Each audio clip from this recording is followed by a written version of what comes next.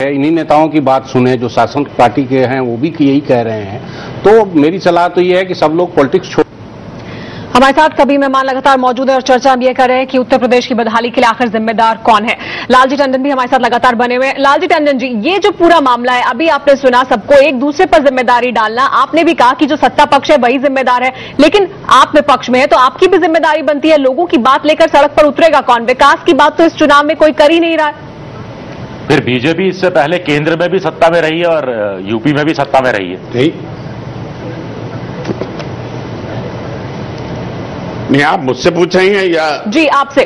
किसी और से? जी आपसे। तो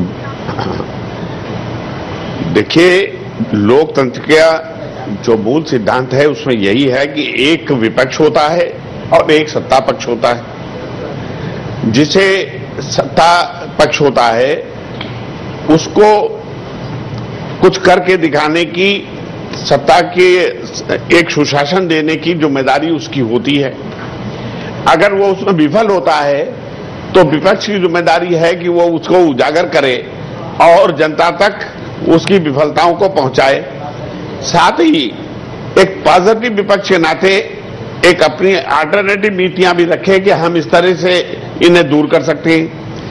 तो यहां पर जब ये प्रश्न होता है कि जब विपक्ष से पूछा जाता है कि भाई आपने क्या किया, तो ये लोकतंत्र की कहीं ना कहीं मर्यादा के विपरीत है। इसलिए कि हमारा काम यह है पार्लियामेंट में एक पूरा, जहां मुख्य विपक्षी दल हैं वहां पूरा की पूरा एक सेशन नहीं चलने पाया भ्रष्टाचार के इशू पे, महंगाई के इशू पर। तो सड़कों के ऊपर हम आए, रैलियां की, जेल भरो आंदोलन किया, लाठियां खाई, और क्या किया जा सकता है? जी, तो हमने विकास के बारे में जब सत्ता में जहां जहां, हाँ वो भी मैं बता रहा हूं जी, अगर जहां जहां पर हम सत्ता में हैं और जब उत्तर प्रदेश में भी रहे उस समय जो कुछ भी करके दिखाया, चाहे केंद्र में थे, वो आज तक मिसाल है। अभी 4 दिन पहले ही सुप्रीम कोर्ट ने नदियों को जोड़ने का आदेश दिया है। ये अटल बिहारी वाजपेयी की ड्रीम कल्पना थी कि देश, ये कृषि प्रधान देश के लिए सिंचाई का साधन हो, जल का सदुपयोग हो। जी, तो आपके मुताबिक हुआ जल स्तर जो है वो बरकरार रहे। जी, तो आपके मुताबिक आप जब थे तब आपने बहुत कुछ किया, जो विकास के भी हैं, और अभी आप सड़क पर उतरे, आपने अपनी बात रखी, आप यही कर सकते थे। अखिलेश जी, लालजी टंडन जी कह रहे हैं कि जब वो थे सत्ता में तो उन्होंने बहुत कुछ किया और वो अभी तक मिसाल बना हुआ है, और उसके अलावा जो वो कर सकते थे वो उन्होंने अपनी जिम्मेदारी निभाई है। ने बहुत कुछ किया, ये सिर्फ कहा इन्होंने, लेकिन क्या किया ये तो अभी तक नहीं बताया। 3 बार मायावती एक साथ थे, सब कुछ थे। हम इन कब्र खोदने वाली बातों में नहीं जाना चाहते। हम बस ये चाहते हैं कि उत्तर प्रदेश में, कांग्रेस पार्टी ये चाहती है कि उत्तर प्रदेश में जो भी लोग राजनीति कर रहे हैं वो मूल्यों की राजनीति करें, मुद्दों की राजनीति करें, अपने विजनरी सोच को जनता के बीच में बतावें और सबको लेकर चलने की बात करें। ये जो दल आए हैं पिछले 22 वर्षों में यूपी में, इन लोगों ने सोसाइटी के हिस्से को सब जवाब दिखा करके। अखिलेश जी, आप मुद्दों की राजनीति सिर्फ कर रहे हैं, आप सबको साथ लेकर चलने की बात कर रहे हैं, आप मुस्लिम रिजर्वेशन की बात नहीं कर रहे हैं, आपके जो नेता हैं ये सब बातें नहीं कर रहे हैं, आप भी तो यही कर रहे हैं। नहीं, जो पिछड़ा हुआ तो उसकी बात तो करेंगे ही। हम तो सबकी बात कर रहे हैं, चाहे बैकवर्ड हो, चाहे सामान्य हो, चाहे दलित हो, चाहे मुस्लिम हो। हम ये जाति धर्म की बात नहीं करते हैं। हम तो कर रहे हैं कि आप मूल्यों पे आओ, मुद्दों पे आओ।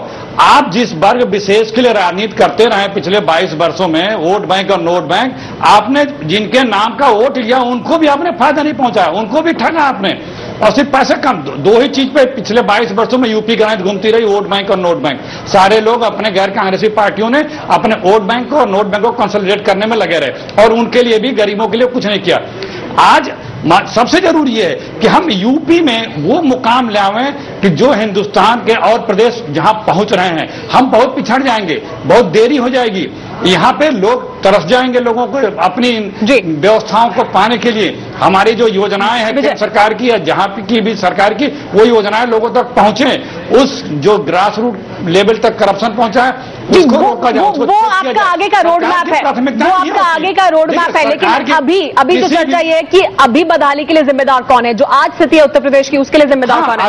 अभी बदहाली के लिए जिन लोगों ने रूल किया है यूपी को, जिन लोगों ने रूल किया है वो जिम्मेदार है 22 वर्षों में। जी विजय, अभी 22 साल की ये बात कर रहे हैं, लेकिन कुल मिलाकर ऐसा लगता है कि उत्तर प्रदेश एक तो वैसे देखा जाए तो कई 2-3 कारण गिनाए जा सकते हैं। जैसे बहुत बड़ा है, उसको प्रशासनिक ढंग से संभालना मुश्किल हो जाता है, अलग अलग अंचल की अपनी अपनी राजनीति हो जाती है।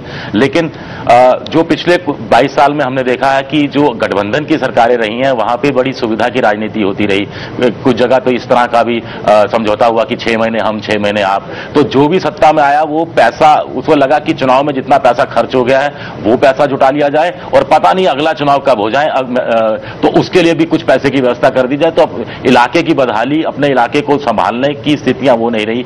दूसरी, मंत्रिमंडल बड़े बड़े होने लगे। युवा और खेल मंत्रालय होता है तो उत्तर प्रदेश में हमने देखा युवा अलग हो गया, खेल मंत्रालय अलग हो गया।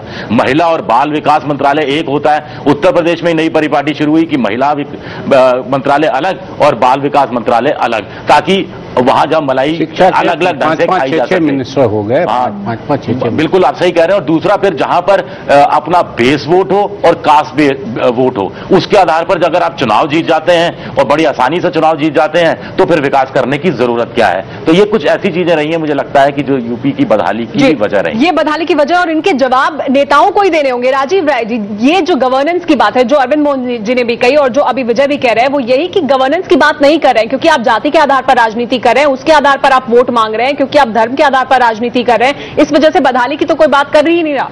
नहीं, ये दुर्भाग्यपूर्ण स्थिति है कि जाति और धर्म की बात हो रही है।